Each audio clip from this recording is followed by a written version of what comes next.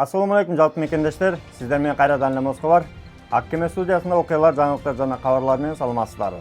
Москвадагы маанилүү жаңылыктар менен тааныштырабыз. Бирден лайк басып колдоп кетиңиздер. Бул нерсени сөзсүз тез аранын ичинде тыюу салыш керек деп билдирди Бастрыкин. Россия Федерациясынын иликтөө комитетинин жетекчиси Александр Бастрыкин никап боюнча өз оюн билдирип кеткен. Вот у меня вопрос. Какие перспективы вообще в тоже запрете никабов? Потому что это полное закрытие лица. То есть мы не знаем, кто может быть за этим никабом. Это может быть какая-то спящая ячейка террористическая. То есть есть ли вообще перспективы запрета отмены никабов? Как вот вам надо обратиться в Государственную Думу, которую я вчера не так назвал. Позавчера, вернее. Поэтому я ее так и назвал. Ну, я еще раз повторю, я не сам назвал, я прочитал комментарии из социальных сетей. Вот эта задача Госдумы — принять закон, запрещающий то, о чем вы говорите. Там это запрещено, а здесь это разрешено. Почему? Я не знаю. Я не законодатель, но я с вами согласен. Надо срочно все это запретить. Ну и конкретно, что происходит сегодня, да? В Дагестане последний теракт кто совершил? Исламисты, террористы. В ростовской тюрьме кто совершил? Террористы, исламисты. Но они даже смогли принести свое знамя исламского террора на нашу территорию. Поэтому срочно Госдуме надо реагировать на эти явления, коли мы завозим сюда людей. Вот отдельная тема надо, не надо, я считаю, что не надо. Вот. Мы должны регулировать их поведение через принятие новых законов. И принятие законов должно быть быстрым и оперативным. Андан сырткары Бастрыкин өлүм жазасындагы ишке киргизиш керектигин айтты. Вот последний пример Крокус-Сити. 145 погибших в Москве. Теракт. Если в советское время за убийство при отягчающих обстоятельствах 2 и 3 лиц могла быть назначена смертная казнь, то вот эти 15 обвиняемых будут получить максимум пожизненное лишение свободы. Это что значит? Трехразовое питание, 2-часовые прогулки. Я себе не могу 2 часа позволить погулять, у меня нет времени на это. Иногда пообедать успеваю. Медицинский осмотр, включая стоматолога, не болят ли у него зубки. Поэтому я сторонник смертной казни.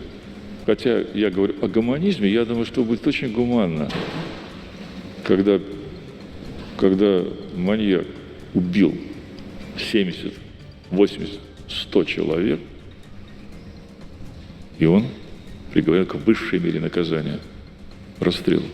Ушул мыйзамга өзгөртүүлөр кирсе, кандай өзгөрүүлөр болушу мүмкүн, мигранттарга канчалык зыян тийиши мүмкүн? Комментарийге оюңузду жаза кетиңиз.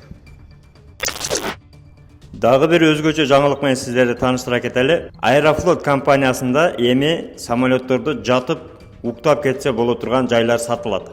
Ал жайлар 3 же 4 креслону бириктирген жайлардан сатылат. Баалары 6800 рубльдан башталат. Эми мекенге жан баштап жыргап кетсеңиздер болот. Москвада шопур мекендештерге эскерте кетчү нерсе, жолдордо этият болуңуздар, абайлап жүрүңүздөр, себеби подставалар өтө көбөйдү. Видеодогу подстава 53 жолу подстава кылып 12 миллионго чейин зыян келтирген. Андыктан абайлаңыздар, группаларга таркатып коюңуздар.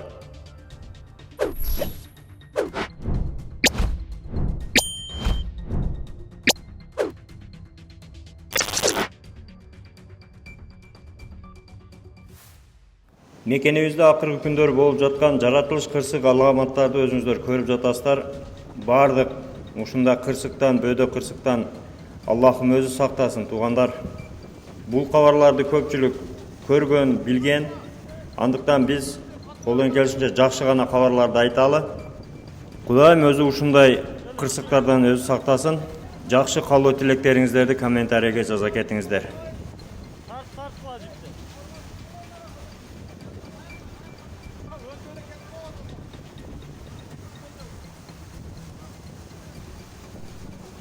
Президенти Садыр Жапаров медиктердин айлыгын көбөйтүү боюнча жарлыкка кол койду. Документке ылайык ушул жылдын 1 сентябрынан тарта дарыгерлердин маянасы 50%, орто мед персоналдыкы 20%, кенже тейлөөчү персоналдын жана тез жардам кызматынын айдоочулардын айлыгы 10%га чейин жогорулатылат. Клиника Асмед жана үй бүлөлүк клиника. Клиникада терапевт, гинеколог, уролог, кардиолог, хирург, гастроэнтеролог, лор, дерматовенеролог, невропатолог, стоматолог жана педиатр кабыл алат. Ошондой эле лаборатордук анализдердин бардык түрүн тапшыра аласыз. Дарыгерлер бейтаптарды текшерүүдө, жаңы акыркы үлгүдөгү эксперттик УЗИ колдонушат. Бардык адистер жогорку билимге ээ жана өз кызматтарында 10 жылдан ашуун эмгектенип келишет. Ошого карабай, баалары сиздин капчыгыңызга төп келет.